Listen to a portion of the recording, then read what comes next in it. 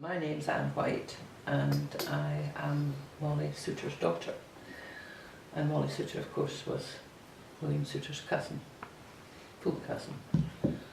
And it was really through William Soutar, I suppose, that my mother and father met, because mother was a student at Goldsmiths College in London, and although she lived down south, her parents were on an estate. My grandfather was a head woodsman, I think, on an estate, and that was the brother of William Soutar's father. They were brothers. Right. And but she was at Goldsmiths College, and she would come up and stay on holiday with her cousin and aunt and uncle, and William Soutar and William Mackenzie were friendly, were very good friends, and that's how they met and how the romance started, I presume. So that's where I come in. So what was it your mother studied? She was a teacher. She was a teacher. Well, of course, in those days, once you were married, you couldn't teach. So, before the outbreak of war, and just as I was born, they were staying down south, and my father joined up again to serve in the Second World War, and he insisted that my mother should come up here and stay in Perth with her in-laws. As war was imminent. I mean, that was in June. Well, I was born in September. So, that's how we came to be staying up here. And hence she would come and visit, I suppose, come and visit her aunt and uncle and cousin when she was staying in Perth. That would be that's a connection. She would have to family support as well, I suppose. Yes, although the Mackenzies were a very close-knit family, Right. and they got on really well together. It couldn't have been an easy situation.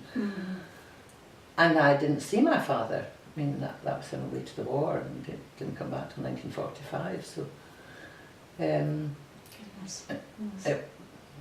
compared to nowadays, I suppose it's a strange kind of upbringing, but you accepted it because you didn't know any differently. So we would come up and see Auntie Maggie and Uncle Jock and William Soutar. But as I say, my memory is very vague. I think I remember him in his bed with his shock of hair and a bow tie. I seem to always remember that he wore a bow tie. Lying in bed wearing a bow tie? Oh yes, he would be. A shirt, tie? Shirt and jacket. A jacket? Yeah, I think so. Goodness, so. goodness. Oh, he was quite a smart dresser, as far as I can be led to believe, that because he was a very handsome man. Yes. And of course, in those days, nobody had long hair, longish hair, and he had a mass of black hair, and always sitting up in bed, and invariably with a bow tie. A child wouldn't have seen anything like that. No, well, there were very few men in my life, most of them being away at war. So, no, it was quite unusual to see somebody wearing a bow tie. Yes. And do you remember him speaking to you at all?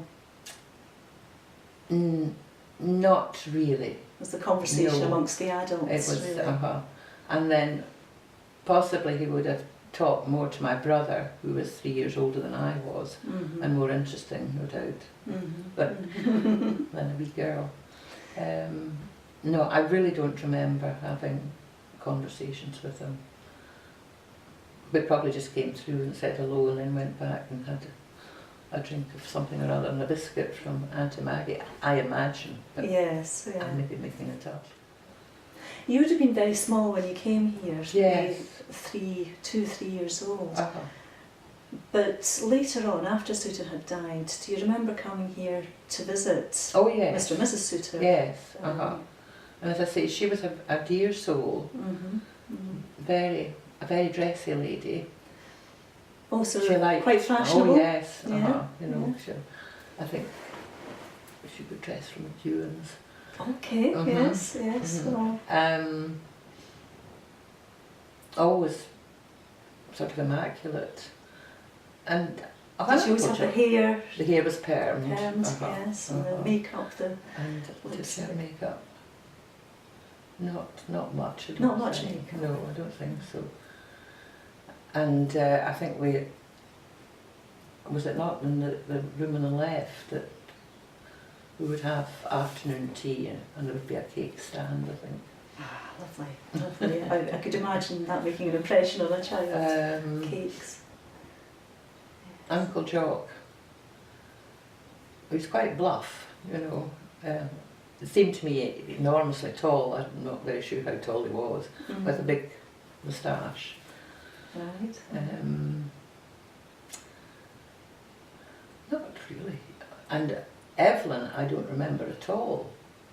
Right. Not at all. I have no memories of her.